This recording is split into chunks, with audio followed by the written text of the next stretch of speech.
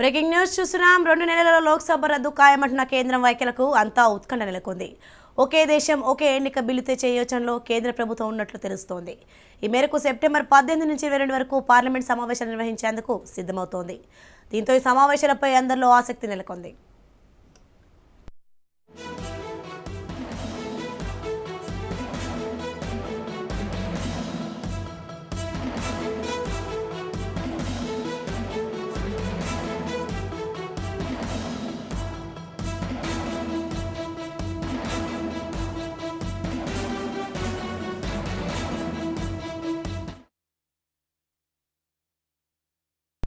అయితే ఈ నెల 18 నుంచి జరగనున్న ఎలక్షన్స్తో బీజేపీకి లాభమా నష్టమా? ఒకే నేషన్ ఒకేసారి ఎన్నికల నినాదాలతో బీజేపీ లాభపడుతుందా? కేంద్ర నిర్ణయం తెలంగాణ ఎలక్షన్స్పై పడే ప్రభావం ఉందా అనేది అందరిలో మెదులుతున్న అంతరాత్మనంగా ఉంది.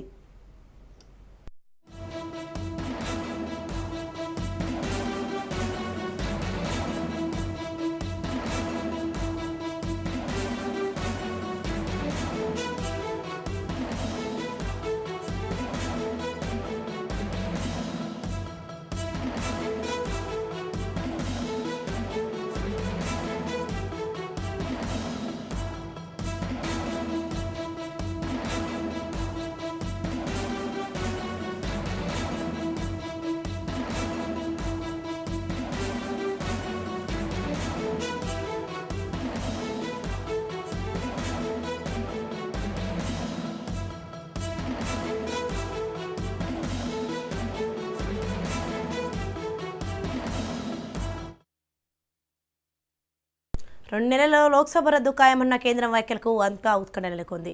ఒకే దేశం ఒకే ఎన్నిక బిల్లు తెచ్చే యోచనలో కేంద్ర ప్రభుత్వం ఉన్నట్లు తెలుస్తోంది. ఇదే విషయంపై మరింత సమాచారం మా ప్రతినిధి ఇన్పుట్ ఎడిటర్ అందిస్తారు దేవేందర్ రెడ్డి లైవ్ ద్వారా. దేవేందర్ రెడ్డి గారు చెప్పండి.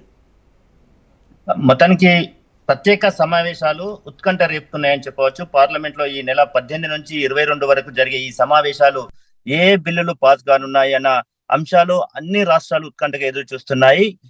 కేంద్రం పార్లమెంట్ శాఖ మంత్రి ఒక ట్వీట్ ద్వారా సమావేశాలు ఏర్పాటు చేయబోతున్నాం, అమృత వికాస్ ఏ విధంగా ఉండబోతుంది అన్న నేపథ్యం చెప్పిన నేపథ్యంలోనే అయితే చంద్రయాన్ 3 సక్సెస్ కావడం, అలాగే G20 సమావేశాలు కూడా పూర్తి చేసుకున్న నేపథ్యంలో ఆ దిశతో పాటు జమిలీ ఎలక్షన్స్ ప్రధానంగా చర్చనీయాంశమైంది. ఇప్పటికే ప్రభుత్వం కూడా అంటే ఆయా ప్రభుత్వాలు అంటే పశ్చిమ బెంగాల్ కానీ తెలంగాణ కానీ మిగతా రాష్ట్రాలకు సంబంధించిన సీఎంలు ఎప్పటికప్పుడు ముందస్తుగా ఎలక్షన్స్ వస్తాయన్న నేపథ్యంలో ఈ ఎలక్షన్స్ పరిశీలిస్తే ఒక్కసారిగా దేశ వ్యాప్తంగా జమిలీ ఎన్నికలకు వెళ్లేందుకు బీజేపీ సర్కార్ ముందస్తు ప్రణాళిక వేసుకుంది. అందుకు ఖమ్మం సభలో అమిత్ షా వచ్చిన సందర్భంలో కోర్ కమిటీ మీటింగ్ లో ఒక స్పష్టమైన వైఖరిచ్చారు. కాంగ్రెస్ కర్ణాటక ఎన్నికల తర్వాత కాంగ్రెస్ పుంజుకుంది అన్న ఇన్పుట్స్ తోని సెప్టెంబర్ లో ఏదైనా జరగవచ్చు కదా, ఎన్నికలు ఎప్పుడైనా జరగవచ్చు కదా అని కోర్ కమిటీలో చర్చించిన నేపథ్యంలో ఇప్పుడు ఆ మాటలు నిజం కాబోతున్నాయి. అందుకు ప్రత్యేక సమావేశాల్లో 3 బిల్లులు ప్రవేశపెట్టే అవకాశాలు కనిపిస్తున్నాయి. మహిళా బిల్లు 33% రిజర్వేషన్ బిల్లు ప్రవేశపెట్టి మహిళల మనసు దోచుకొని ఓట్ల రూపంలో కొల్లగొట్టేందుకు బీజేపీ పక్క ప్రణాళిక రచించుకుంది. అలాగే ఒకే దేశం ఒకే చట్టం అని చెప్తూ వస్తున్న నేపథ్యంలో ఆ చట్టానికి ఖచ్చితంగా బిల్లు కావాల్సిందన్న నేపథ్యంలో ఈ ప్రత్యేక సమావేశాల్లో ఒకే దేశం ఒకే చట్టం అలాగే ఒకే దేశం ఒకే ఎన్నికలన్న నేపథ్యంలో ఉంటుంది. దీన్ని చాలా లోతుగా విశ్లేషించాల్సిన అవసరం ఉంది.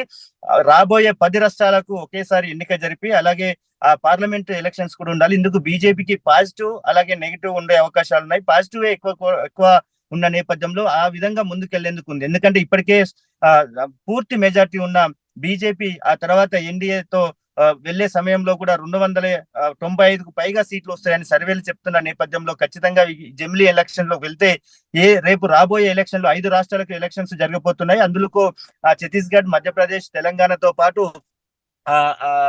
మిజోరాం, మధ్యప్రదేశ్, రాజస్థాన్ కూడా ఎన్నికలు జరుగుతున్నాయి. అలాగే ఆంధ్రప్రదేశ్, ఒడిశా, సిక్కిం రాష్ట్రాలకు పార్లమెంట్ తో పాటు జరగబోతున్నాయి. ఈ 8 రాష్ట్రాలతో పాటు అలాగే హర్యానా, మహారాష్ట్ర కూడా రాబోయే సంవత్సరంలో సెప్టెంబర్, అక్టోబర్ లో ఎన్నికలున్న నేపథ్యంలో వీటి 10 రాష్ట్రాలకు కలిపి ఒకేసారి ఎన్నిక నిర్వహించే దిశగా ఉంది. అందుకు అయితే అందరూ కూడా డిసెంబర్ లో రద్దు చేసే అవకాశాలు ఉన్నాయన్న నేపథ్యంలో ఈ 5 రాష్ట్రాలతోనే ముందస్తు పార్లమెంట్ ఎన్నికలు వెళ్తాయని వస్తున్న సంకేతాలు అందుకు తప్పుగా అని చెప్పుకోవచ్చు. ఎందుకంటే జనాభా లెక్కల ప్రకారం వాటిని ఒక జనవరి నెలలోనే ఇస్తారు. గతంలో 2004లో కూడా ముందస్తు ఎన్నికలకు వెళ్ళిన నేపథ్యంలో కూడా జనవరి వరకు కూడా వేచి చేయాల్సి వచ్చింది. కాబట్టి ఎన్నికల సంఘం ఎలక్షన్ కమిషన్ కూడా దీనికి సుముఖంగా ఉండకపోవచ్చు. అలాగే ముందుగా ఏ 6 నెలల లోపు ముందు గాని వెనుక గాని జరిపించే అవకాశం ఎలక్షన్ కమిషన్ కు సర్వ హక్కులు ఉన్న నేపథ్యంలో అటు ముందుగా మహారాష్ట్ర, హర్యానాను ముందుకు జరిపి ఈ ఏదైతే ఈ 5 రాష్ట్రాలను 6 నెలల తర్వాత జరిపే అవకాశం ఉంది. ఈ నేపథ్యంలో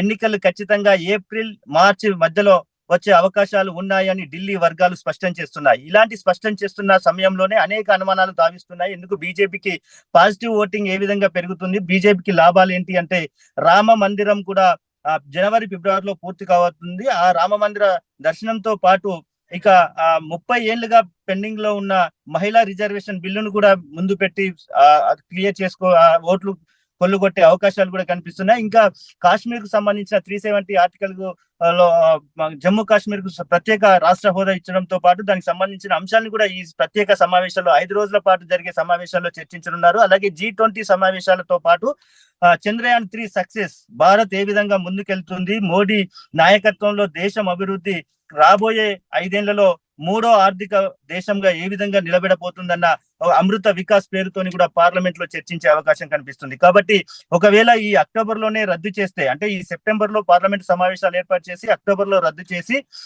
ఈ 5 రాష్ట్రాలకు సంబంధించిన ఎలక్షన్స్ ను ముందుకు జరిపి, అంటే మార్చి, ఏప్రిల్ సందర్భంలో ఏదైతే ఓటర్ల లిస్టు పూర్తయిన తర్వాత మార్చి, ఏప్రిల్ లో ఉంటే ఆ ముందు అక్టోబర్ లో జరిగే, అంటే నెక్స్ట్ ఇయర్ అక్టోబర్ లో జరిగే మహారాష్ట్ర, హర్యానాకు సంబంధించిన స్టేట్స్ కూడా బ్యాక్ తీసుకొచ్చి 6 నెలలు, అంటే ఏప్రిల్ నెలలో ఎలక్షన్స్ నిర్వహించి రిజల్ట్ ఇస్తే సరిపోతుంది. ఇక తెలంగాణ విషయానికి వస్తే, తెలంగాణలో డిసెంబర్ 7న ఎలక్షన్ జరిగాయి గత 2019లో. తర్వాత డిసెంబర్ 11న రిజల్ట్ రావడం జరిగింది.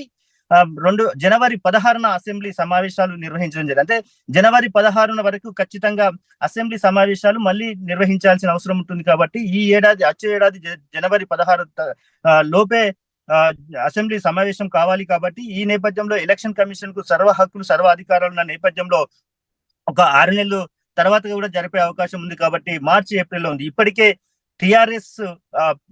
బీఆర్ఎస్ పార్టీ అభ్యర్థులను ప్రకటించడము, అలాగే కాంగ్రెస్ కూడా ఇక్కడే హైదరాబాద్ లోనే సిడబ్ల్యూసి సమావేశం ఏర్పాటు చేసి ఇక్కడనే అభ్యర్థులను ప్రకటించాలని ముందుకెళ్తున్న నేపథ్యంలో వీటన్నిటికీ చెక్కు పెట్టి ఇంకా బీజేపీ అడుగులు పావులు కలిపి ఇక్కడ అధికారంలోకి సాధించే అవసరం. ఎందుకంటే 2019లో అసెంబ్లీ ఎన్నికల్లో కేవలం 6% మాత్రమే ఓట్లు సాధించుకున్న బీజేపీ ఆ తర్వాత పార్లమెంట్ ఎలక్షన్ లో 20% ఓట్లు శాతం పెంచుకోవడం జరిగింది.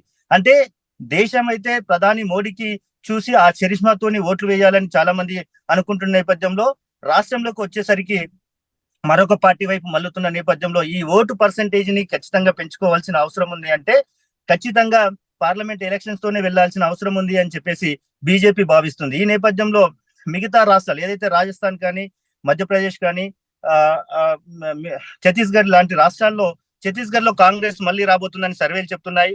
ఒక మధ్యప్రదేశ్ లో కూడా మళ్ళీ ఇబ్బంది ఉంటుంది, రాజస్థాన్ లో మళ్ళీ బీజేపీ వస్తుంది అంటే ఇలాంటి సర్వేల ఆధారంగా ఒకేసారి ఎన్నికలు జరిగితే మోడీ చరిష్మాతో, రామ మందిరం సెంటిమెంట్ తో, అలాగే ఆర్టికల్ 370, ఒకే దేశం ఒకే చట్టం లాంటి హిందువులు ఎక్కువగా ఉన్న దేశంలో ఇలాంటి చట్టాలను ఇప్పటికే యాక్ట్, అంటే IPC act, CrPC act, evidence act లను మార్చిన కేంద్ర ప్రభుత్వం, ఆ బిల్లును పాస్ చేసుకున్న ప్రభుత్వం, ఇంకా మిగతాలో అన్ని విషయాల్లో ఒకేసారి ఈసారి భారీ మెజారిటీ ఉన్న నేపథ్యంలో ఈసారి అన్ని బిల్లులు క్లియర్ చేసుకోవాలని భావిస్తున్న నేపథ్యంలోనే ఇవన్నీ కూడా బీజేపీ పార్టీకి ఓట్ల శాతం పెరిగే అవకాశం ఉంది. తెలంగాణలో 20% వచ్చి దాదాపు ఎంపీలు చాలా మంది గెలవడం. గతంలో 2004లో ఇదే మనం విశ్లేషించుకుంటే 2004లో ముందస్తు ఎన్నికల్లో బీజేపీ అంటే 2000 కార్గిల్ యుద్ధం తర్వాత, అంటే 1999లో జరిగిన ఎలక్షన్స్ లో ఏ విధంగా అయితే ఎన్డీఏ విజయవంతంగా వాజ్పేయి ప్రధానమంత్రి చేయడం జరిగిందో, ఆ తర్వాత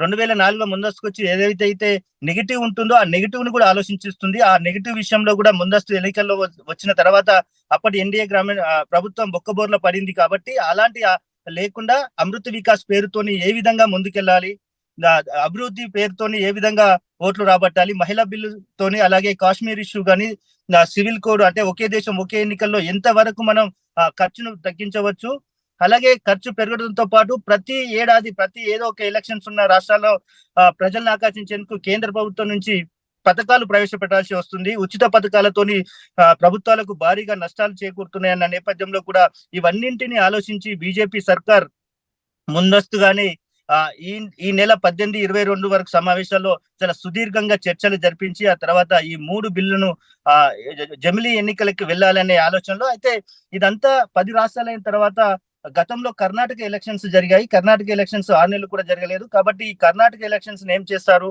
వాటిని ఏ విధంగా ఉంటాయని చెప్పేసి అందరికీ అనుమానాలు వస్తున్న నేపథ్యంలో 2 దఫలుగా అంటే 2029లో మళ్ళీ ఎలక్షన్స్ వచ్చే వరకు కూడా ఈ అక్కడికి జరపడం, మళ్ళీ మధ్యలో కొన్ని స్టేట్స్ అన్ని కూడా ఎలక్షన్స్ వస్తుంటే 3 సంవత్సరాలకు ఒకసారి ఎన్నికలు జరిగే విధంగా మాత్రమే, అసెంబ్లీ ఎన్నికలు జరిగే విధంగా చోటు చేసుకునే విధంగా కూడా కేంద్ర ప్రభుత్వం ఆలోచిస్తుంది. అందుకు ఎన్నికల సంఘానికి సంబంధించి కొన్ని పార్లమెంట్ లో కూడా ఈ చర్చ జరిగిన తర్వాత అవసరమైతే సుప్రీంకోర్టులో కూడా తమ ఏ విధంగా జమిలీ ఎలక్షన్స్ కి వెళ్లేందుకు వీలుగా ఉంటుందో సుప్రీంకోర్టులో కూడా వాళ్ళు అఫిడవిట్ వేసే అవకాశాలు కనిపిస్తున్నాయి. అంటే మొత్తానికి ఏప్రిల్, మే ఇక టీఆర్ఎస్ అభ్యర్థులు ప్రకటించిన భారీ ఖర్చు కూడా ఉండే అవకాశాలు కనిపిస్తున్నాయి. ఇప్పటికే ఒక్కొక్క ఎమ్మెల్యే 30 నుంచి 40 కోట్లు ఖర్చు పెడతామన్న నేపథ్యంలో ఇక ఇంత సమయం ఇప్పుడు అక్టోబర్ లోనే పూర్తిగా డిసెంబర్ లోనే ఎలక్షన్స్ వస్తాయి. తక్కువ సమయం ఉంది. 100 రోజుల్లోనే మేము ప్రణాళికలు చేసుకుంటామంటున్న బీఆర్ఎస్ అభ్యర్థులు అటు కాంగ్రెస్ ను ముందస్తుగా వస్తున్న నేపథ్యంలో బీజేపీ వెనకబడింది, బీజేపీ రాష్ట్రంలో కోలుకోలేకపోతుంది అన్న నేపథ్యంలో